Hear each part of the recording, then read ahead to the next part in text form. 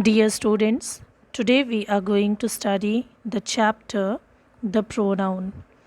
First of all, let us know what is a pronoun. A pronoun is a word used in place of a noun to avoid repetition. When we repeat the same noun several times in a passage, it becomes monotonous. Monotonous means it becomes very dull, creates lack of interest. So, to avoid the repetition, we can use the pronouns. Let us compare the given two passages. The first passage is Akshay went to the zoo. Akshay met Anu. Akshay and Anu stood before a cage. Akshay and Anu saw the animals in cages. Akshay and Anu liked the animals very much. Akshay is a naughty boy. Akshay teased the animals. Anu is a good girl. Anu loves animals. Here in this passage, we can see the nouns like Akshay, Anu are repeated many times. And when we read it, we do not get any interest. It becomes very dull. Let us see the next paragraph. Akshay went to the zoo. He met Anu. They stood before cage. They saw the animals in cages. They liked the animals very much. Akshay is a naughty boy. He teases them. Anu is a good girl. She loves them. In this passage, we can see the nouns are replaced with some other words. The words he, they, them, she, him in passage 2 are used instead of nouns. Such words are called pronouns. When we read the second passage, we can see it's more interesting. Here the same nouns are not repeated several times. A pronoun occupies the same position as a noun in a sentence. It shares similar grammatical characteristics with nouns. It is having a similar grammatical characteristics. For example, like a noun, a pronoun also should agree with the verb in the sentence in gender and number. As we make the agreement between the noun and the verb, the same way pronoun and the verb also should agree with each other in gender and number.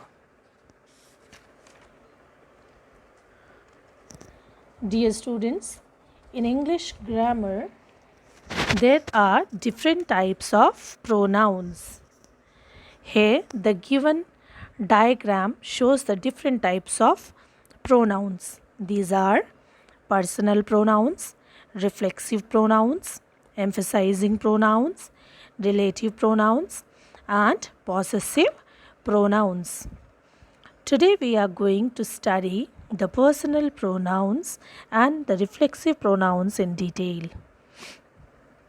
First of all, let us start with personal pronouns. The pronouns which stand for a person or thing are called personal pronouns. They are used for the persons or things. Personal pronouns are of three types: the first person pronoun, second person pronoun, and third person pronoun. Let us see what is first person pronoun. The pronouns which stand for the person or persons speaking are called pronouns of the first person. These are I, me, we, us, mine, our, etc. The pronouns which stand for the person or persons spoken to are called pronouns of the second person, as you and yours. The pronouns which stand for the person or persons spoken of or about, are called pronouns of the third person. For example, he, she, it, they, him, her, them, his, its, their, etc. Let us see this table. Here the first person, second person and third person pronouns are given in the different forms. Here the subjective case is given, objective case and possessive case. Subjective case means pronouns that act as the subject in a sentence. Objective case means the pronouns that act as the object in a sentence. And the possessive case, when the pronouns shows the possession or belonging, they are possessive case pronouns. The first person pronouns I and we. Let us see the first person pronoun I. Its I is the subjective case.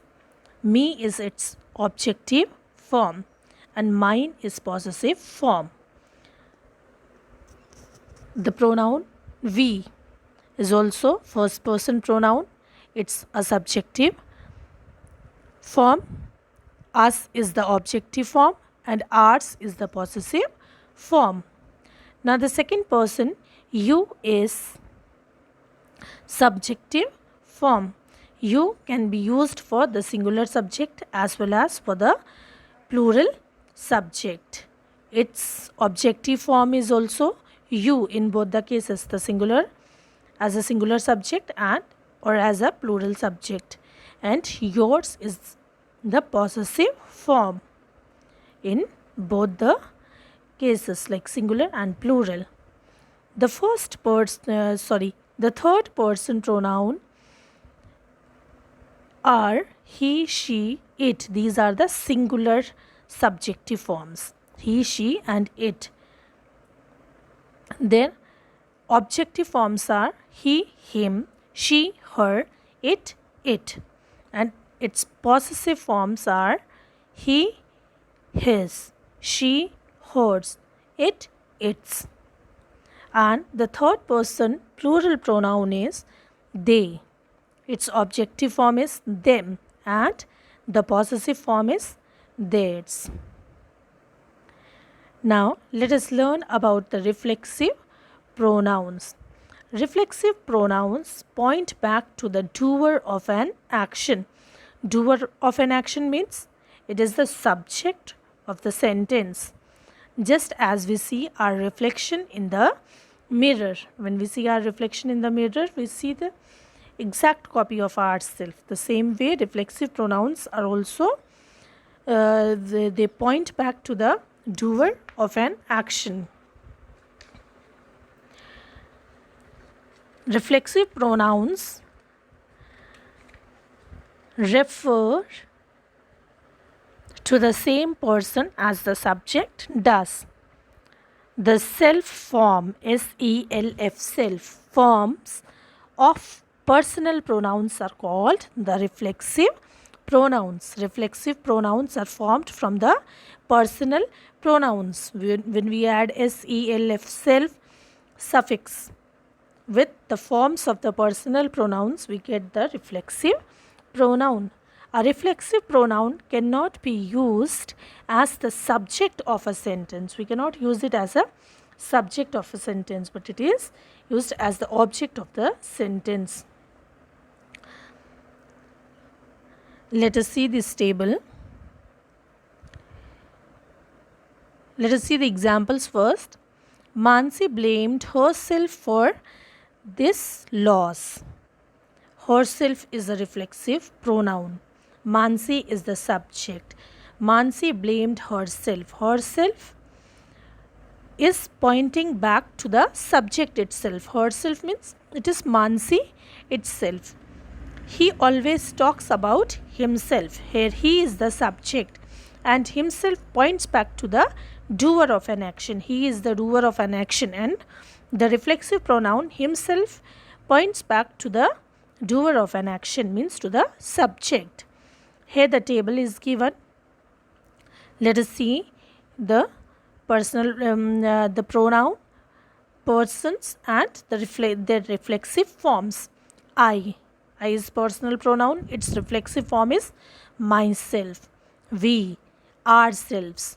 You, yourself. When we use you as a singular subject, its reflexive form is yourself. When we use you as a plural, its reflexive form is yourselves. He, himself. She, herself. It, itself. They, themselves. Deepak, any name. Himself. Ruhani, any name. Herself.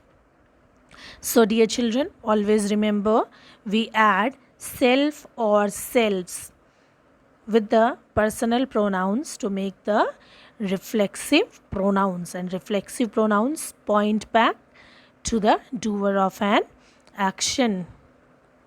Thank you.